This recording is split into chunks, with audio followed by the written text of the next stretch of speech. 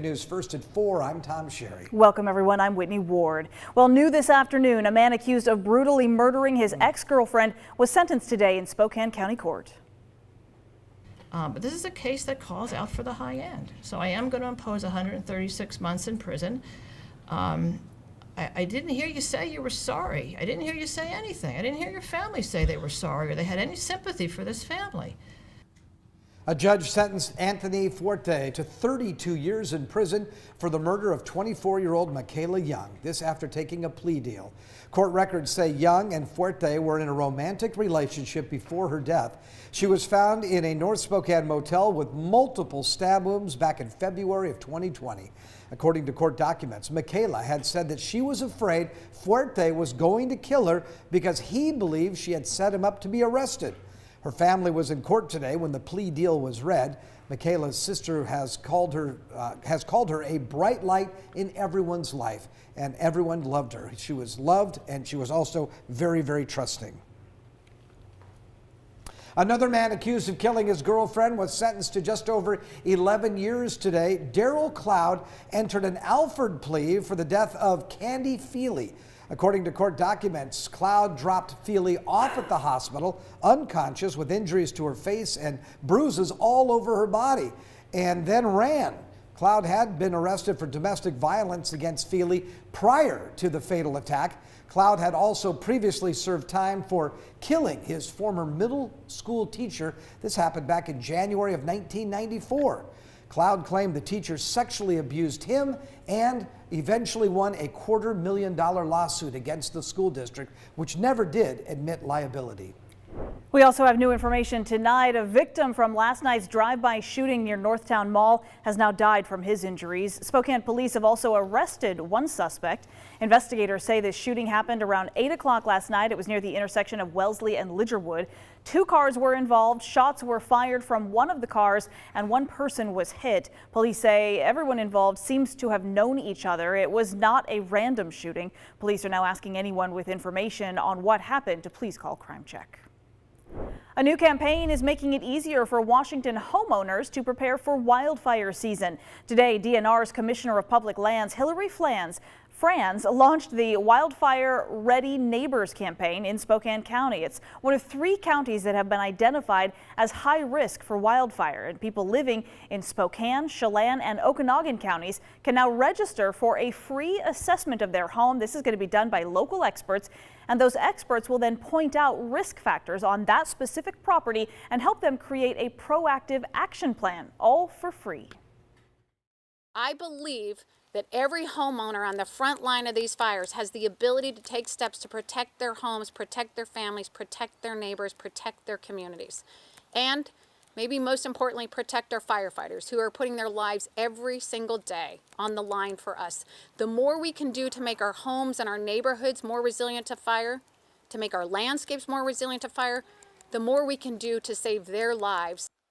So you can sign up for this free assessment and connect with a local expert by visiting wildfireready.com. Our Amanda Rowley spoke with a homeowner today who knows firsthand the importance of preparing your property for wildfire. We'll hear from them tonight on Crime 2 News at 5 o'clock.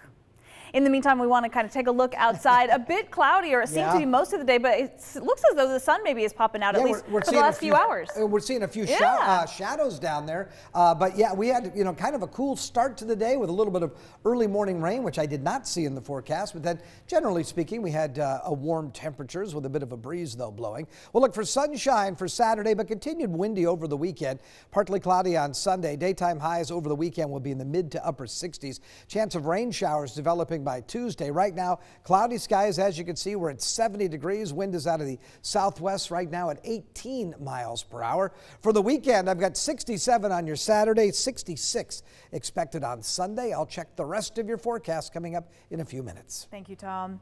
Well, the proposed downtown Spokane Stadium just cleared yet another hurdle today. The Public Facilities District unanimously passed a motion agreeing in principle to all of the parameters set by the Spokane Public School Board just last week. Now, those parameters are basically a list of requirements that the board laid out for them to even consider building downtown and scrapping the current plan, which is at the Joe Albee site. So they include things like total school district ownership of the stadium and priority parking for school events. Facilities district leaders felt confident that for their part, they could meet all of those requirements, with specific details to be ironed out later. The downtown stadium proposal is still a long way from a sure thing. The school board is expected to make its final decision next Wednesday. And Washington is now in a fourth wave of coronavirus cases. Governor Inslee says that this is mainly because of variants. So take a look at the graph there on your screen. The governor shared this chart that shows how different variants have been growing in the state between December and now. The most dominant is the B117, or the strain originally detected in the UK. So another graph here shows current and projected hospital rates, and the projected ones, that's in purple. You can see the purple is projecting hospitalizations that the state really hasn't even seen yet, which is why the governor is stressing that we need to stay on top of the current transmission rate. I would just point out again, this is under our control. We are simply not helpless here. Obviously, it is most disturbing for anyone to have to go backward in this after all we have gone through. Well, right now, 12 counties are at risk of moving back to phase 2 next week and facing severe restrictions on many small businesses, including businesses here in Spokane. The counties are highlighted in dark blue that may fall back into phase 2. So on Tuesday is when the official announcement will come about that. Governor Inslee will announce exactly which counties can stay in phase 3 and which ones have to move back to phase 2. It's all going to be determined by two metrics, the case rate and the hospitalization rate. Local health leaders have been warning for quite a while now that things have not been looking good for Spokane County. So just how bad are the numbers here, and do we have any shot of staying in phase 3? Our Casey Decker did the math and has those answers for you coming up tonight on KREM 2 News at 5. Well, happy Friday to you. Happy diaper drive as well, as we are celebrating just beautiful spring weather. Please help us celebrate and support our area families. Friends at our Vanessa Behan say 1 in 3 families will need support when it comes to buying diapers, keeping kids warm, safe, and dry. It's not cheap, costing up to $1,000 a year just for one child. But you can help, and KREM 2's Laura Papetti went by Rosar's today to see how the diaper drive bags are selling. We love the diaper drive. We love that it's back this year. We're here at Rosar's. We came into the one on 29th, just talked to the store manager today, and he says sales are going well. We want them to be big because the need is so great this year. And so it's really easy. You walk in, you'll see these bags. They represent what will be 50 diapers and wipes. We don't actually put the diapers in the bags because we don't want a lot of people touching the different products. We will fill them up and deliver them to Vanessa Behan. So again, if you walk into any area of Rosar's, you can make a $10 donation. You'll see signs like the one right next to me in different places around town. Remember, wherever you give, however you give, and however much you can, it all goes to help Vanessa Behan and area families, keeping those babies warm, safe, and dry. We were so excited to be able to get diapers this year. Last year we just couldn't get them, but our partners at Rosar's, they made sure we not only got diapers this year, but also that we could keep that price at $10 for a week's worth of diapers. So visit Rosar's. You can go to any Washington Trust Bank. You can walk in the lobby or just drive up and make the donation there, or always at krem.com. We say thank you to everyone who has supported the KREM Cares Diaper Drive, but it is still going on, and it will be through Mother's Day, May 9th. So don't forget to pick your mom something up as well. Reporting on Spokane South Hill, Laura Papetti, KREM 2 News.